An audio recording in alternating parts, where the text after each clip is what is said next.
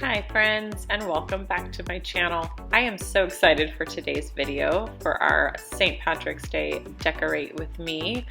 We are first going to start with some beef stew. I'm going to throw this in the crock pot, and so I want to get it started first before I start decorating. You guys, this was such a fun day. The entire day I did Irish-inspired recipes and then some fun Lucky Charms Rice Krispie treats coming up later on, and just put out all of the decorations that I had bought this year, and it was just such a fun day. It was one of those days that I look back on and think, wow, I really had it together and executed my plan well, and everything went according to plan, which, you know, doesn't always happen. In fact, it happens less often than I would like, but today was a good day. So of course, all the recipes I make today I will have linked down below, but I'm starting with the beef stew, and our grocery store already sells beef chopped up for stew meat. It even says for stew meat right on the package, but I like to cut it up a little bit smaller. I don't like huge chunks of meat in my stew. I like to have just a regular bite size. And then I'm just going to fry it up really quick, not all the way through, but enough to get the sides brown before I put it into the crock pot. I have made beef stew for years, and sometimes I completely nail it and other times it's not so great. So I've tried several different recipes. This is a new one. It actually calls for some tomato paste, and then you add, for the thickening agent, some flour mixed in with a little bit of your broth that you pull out and then put it back in, and that ended up working very well and it was delicious. So I'll definitely be making this recipe again. I actually make lots of crock pot and stew recipes in the winter and fall time because you get that cozy feeling, but it's rainy here, and when I looked up all of the different kind of Irish St. Patty's Day inspired foods, this was one of them, so I was excited to make it.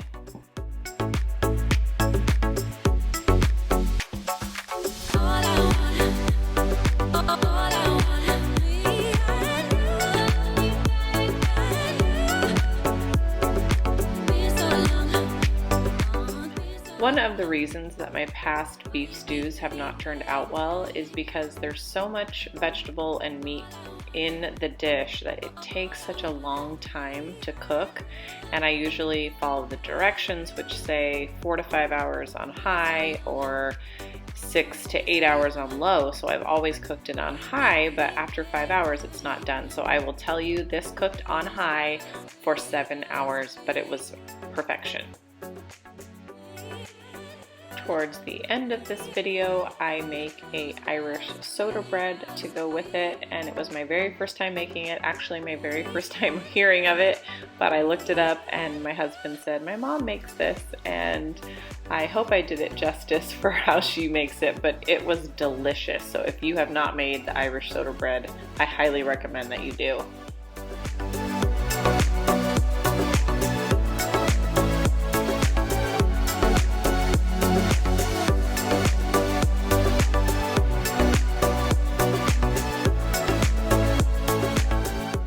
So now I'm just going to add the broth and all the seasonings, and then we'll move on to decorating.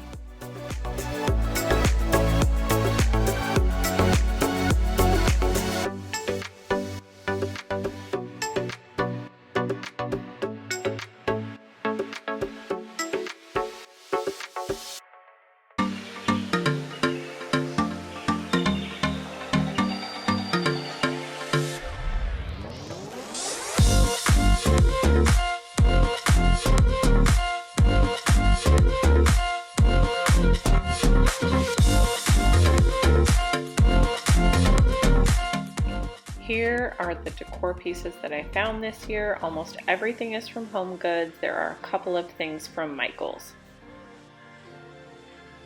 The closer it came to making this video, the more stuff I kept finding out and about, so I am sure that they are still stocking shelves if you need to go out and find some decor.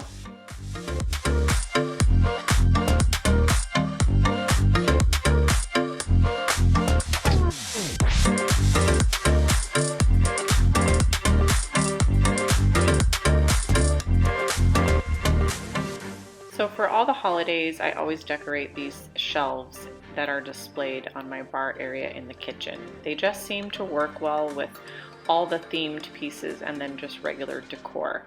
Since I don't have a ton of pieces for St. Patrick's Day, I took away the tiered tray and I will be skipping that and bring it back out for Easter.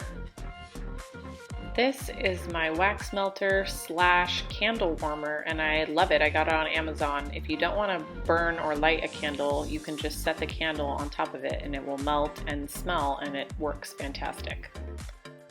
This is probably my favorite piece of decor. It was actually a Halloween decoration that I bought this year on sale at Michael's, a cauldron for a witch's brew or candy or whatever you wanted to put in it. But I have these gold coins, they're chocolate, that I got at my grocery store in the bulk bins. I know that not everybody's grocery store has the gold coins, but you could use Rolos instead. Anyways, I just think it turned out so adorable, and it definitely is a statement piece.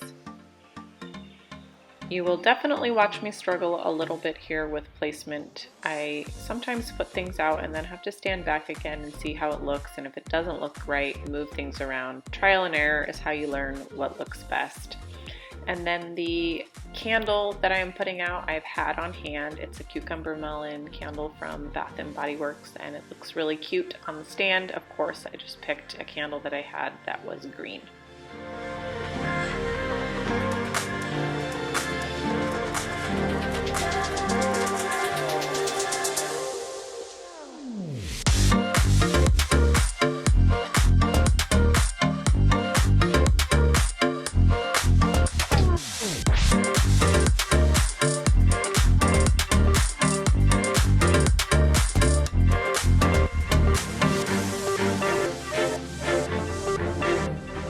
I'm definitely happy with how this turns out. Like I said, I didn't have very many pieces, but it looks fun and festive, and when my family got home, they were excited to see it. I do have a few other little small things to put around. So right now I'm going to put up the hand towels that I got, and then later on I'm going to put out the blanket and a few other small things.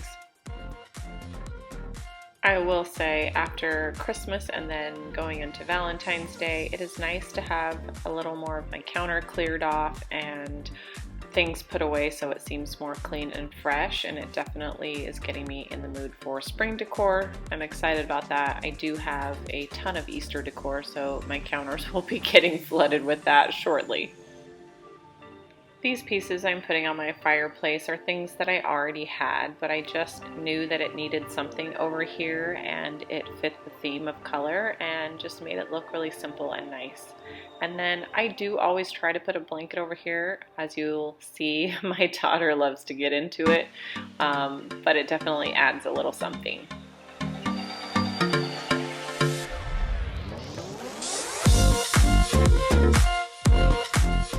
This little stand over here is by my coffee pot and stovetop, and I generally decorate it with hot cocoa themed items, coffee cups, tea bags, or candy. And I filled one of the mugs that I had got at Home Goods with some Airhead candies, and then the two other decor pieces on the top I pulled out of my bedroom.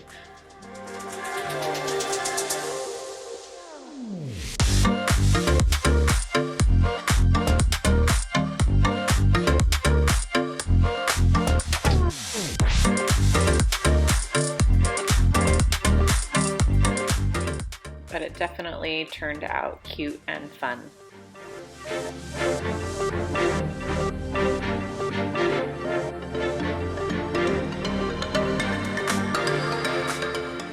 New holiday, new themed scent of cleaning supplies. I know I'm over the top and ridiculous, but I always try to find the next type of scent that is going to fit the theme of the season, and this one happens to be the pear scent of Mrs. Meyer's, and I love it. It smells delightful.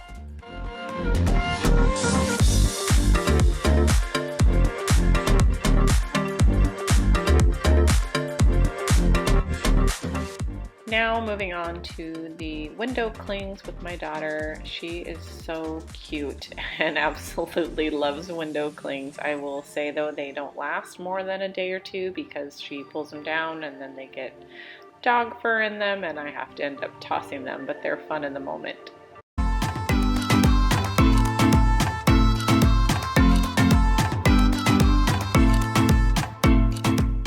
This is a fun craft idea for you and your toddler. I picked up both of these things from the Dollar Tree, the green washable Crayola paint and then this little canvas so that I can put her handprint on it and it makes a 4-leaf clover. Clearly you can see that she really enjoyed this and made a mess, which was totally fine. And it turned out really cute. We just need to write her name on it and the date and we can save it.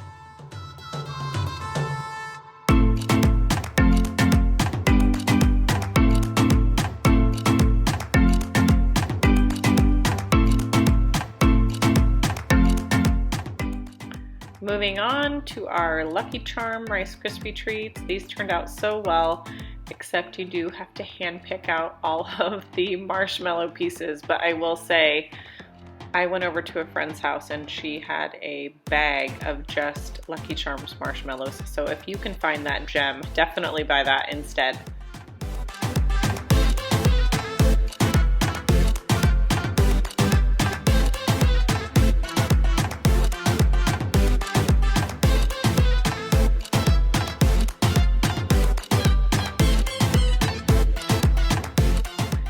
I always feel like I've never really mastered the Rice Krispie treat craze. I put chocolate chips in them, I'll put M&Ms in them, sprinkles, dye them a color, but I can't ever get them to be really thick and pressed down and they stick. So I've learned now to grease the pan well with butter, and then when you're ready to press them down, I put butter on my fingers and then press as hard as I can down so that they are even and stuck down into the pan well.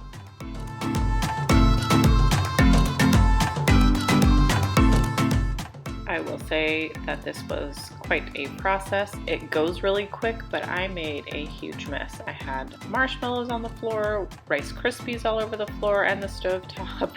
So the things that you don't see is after I'm done, I have to stop and clean up that huge mess.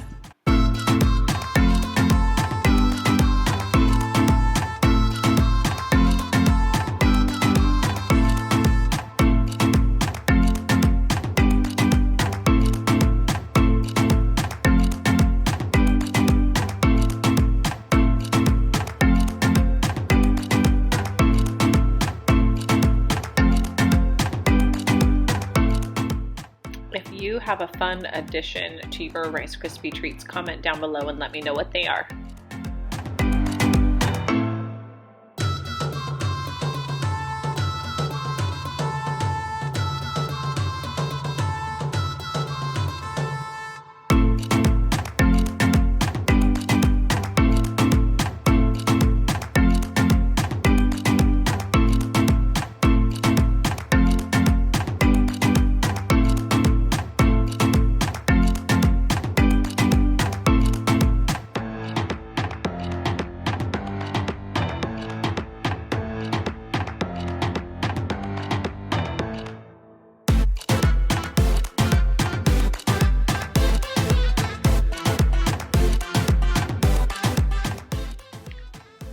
After I get these pressed down, I do add some sprinkles that are in the shape of shamrocks that I had on hand to the top, and I think it just adds a little bit extra.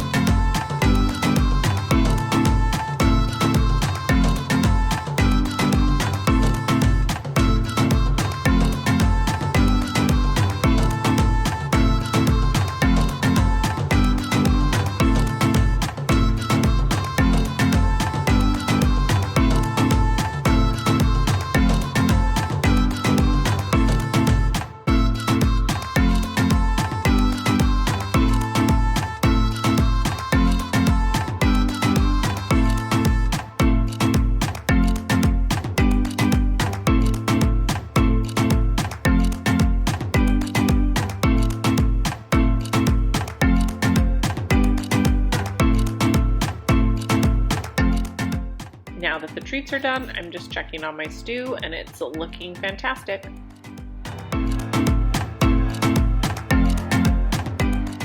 Moving on to the Irish soda bread. I know I said at the beginning of this video that it turned out so good, but you guys, it did. It was so good. I think in total we ate a half a loaf in one night, which is a lot of bread for 3 people. So the reason that this turned out so good is because you add a butter and milk mixture and then you have to baste the bread every 15 minutes. I did it a little bit more often. I'd say every 8 minutes. I just added more milk and butter on top in the oven, and it just kept it so moist. And I will say this thing grew in size so huge. I was not expecting that at all.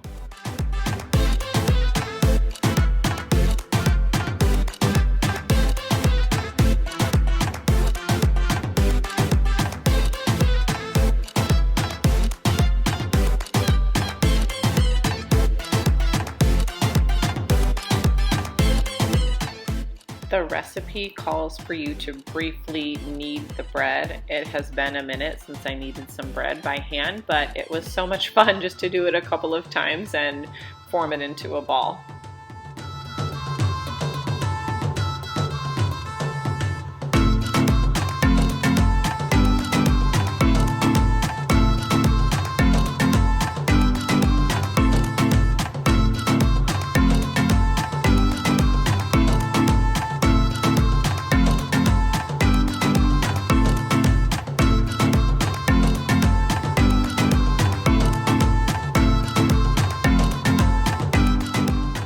As I said before, you guys, this day was so much fun, and I really hope that you are getting some recipes and some decorating ideas and maybe some kid craft ideas from this. Having days like this and creating these videos just brings me so much joy, and it's exciting for me to try new things, to make new things, and to have these fun-filled days. So I thank you guys for sharing it with us.